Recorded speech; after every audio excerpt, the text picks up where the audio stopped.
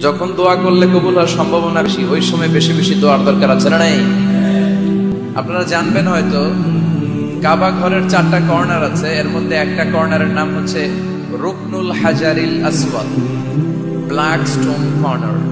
এই হাজারুল আসওয়াদের এই কর্নারে একটা পাথর আছে, এই পাথরটাতে চুমু দেওয়ার জন্য লোকজন ধাক্কাধাক্কি করে।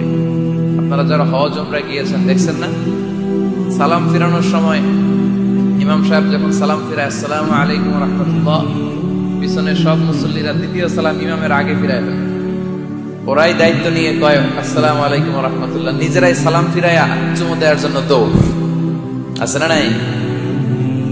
এই হাজারুল আসওয়াদে চুমু দেওয়ার কারণ হচ্ছে এই পাথরে চুমু দিলে যিনি চুমু দেয় তার গুনাহগুলো এই পাথর টেনে নেয়।